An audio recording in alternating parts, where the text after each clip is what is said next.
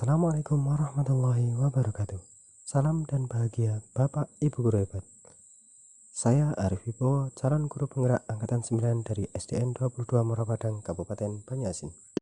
Pada video kali ini, saya akan memaparkan jurnal refleksi Dwi mingguan kelima pada modul 2.1 tentang memenuhi kebutuhan belajar murid melalui pembelajaran berdiferensiasi. Kegiatan pendidikan calon guru penggerak pada modul 1 telah selesai dan mulai dengan materi baru pada modul 2.1, yaitu memenuhi kebutuhan murid melalui pembelajaran berdiferensiasi. Untuk sistem pembelajaran masih sama, menggunakan LMS dengan alur belajar merdeka, mulai dari diri, eksplorasi konsep, ruang kolaborasi, demonstrasi kontekstual, elaborasi pemahaman, koneksi antar materi, dan aksi nyata. Jurnal refleksi saya kali ini menggunakan model 4C yang dikembangkan oleh Richard, Chord, dan Morrison 2011. 4C yaitu Connection, Challenge, Concept, Change. Connection. Apa keterkaitan materi yang didapat dengan peran Anda sebagai calon guru penggerak? Challenge.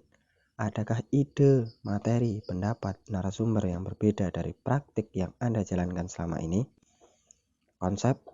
Ceritakan konsep-konsep utama dan penting yang Anda pelajari untuk dibawa terus menjadi JGP. Change.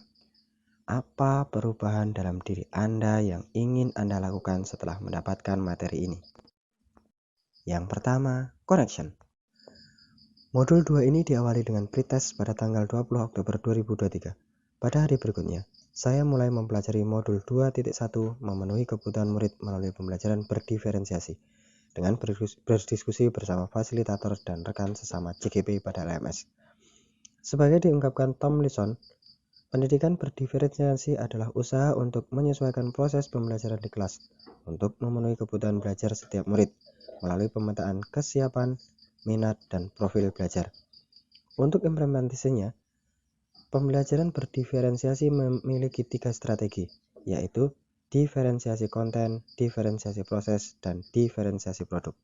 Pembelajaran berdiferensiasi di sekolah atau kelas sangat berkaitan dengan peran guru penggerak, di mana guru penggerak ialah pemimpin pembelajaran yang senantiasa mengarahkan ekosistem pembelajaran yang berpusat pada murid. Selain itu, dalam praktiknya, guru penggerak bisa mengembangkan nilai-nilai yang dimiliki untuk mendukung implementasi pembelajaran berdiferensiasi menjadi salah satu program learning community atau komunitas belajar, di mana semua anggotanya ialah murid pembelajar. Kedua, challenge. Sejauh saya belajar modul pembelajaran berdiferensiasi ini, ada beberapa hal yang positif yang lahir dari penerapannya, yang berbeda dengan praktik saya selama ini. Hal-hal tersebut antara lain: 1. Setiap orang di kelas akan dihargai, akan menyambut dan merasa disambut baik. 2. Setiap orang di dalam kelas tersebut akan saling menghargai. 3. Setiap murid akan merasa aman dan nyaman. 4. Ada harapan bagi pertumbuhan dan perkembangan ke arah peningkatan kualitas belajar. 5. Guru mengajar untuk mencapai kesuksesan atau keberhasilan guru dan murid. 6. Guru dan murid berkolaborasi untuk pertumbuhan dan kesuksesan bersama. 7.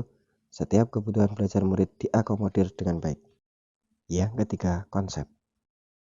Konsep-konsep penting dalam penerapan pembelajaran berdiferensiasi yang akan saya pelajari lebih dalam ke depannya bagi kebaikan murid saya antara lain: 1. Berpusat pada murid. Artinya, pembelajaran direncanakan dengan cermat dan strategis, dengan berdasar pada upaya memahami murid secara utuh. 2. Berpusat pada kurikulum. Pembelajaran berdiferensiasi tidak mengubah konsep dan tujuan kurikulum. Pembelajaran ini lebih menekankan kreativitas dalam menyelaraskan perangkat pembelajaran. 3. Strategi pembelajaran berdiferensiasi yang meliputi diferensiasi konten, proses, dan produk yang dibedakan sesuai dengan kebutuhan belajar tiap individu. 4. Penilaian berjenjang. Artinya, guru melakukan penilaian yang menyesuaikan dengan kemampuan murid. Yang keempat, Change.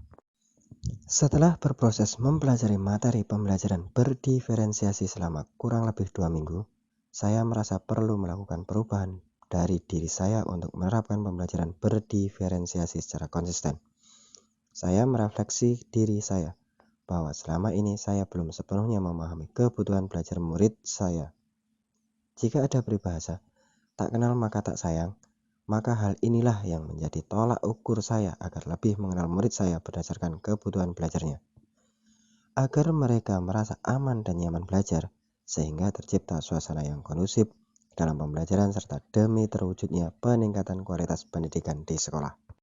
Berikut ini adalah dokumentasi kegiatan yang telah saya lakukan pada modul 2.1.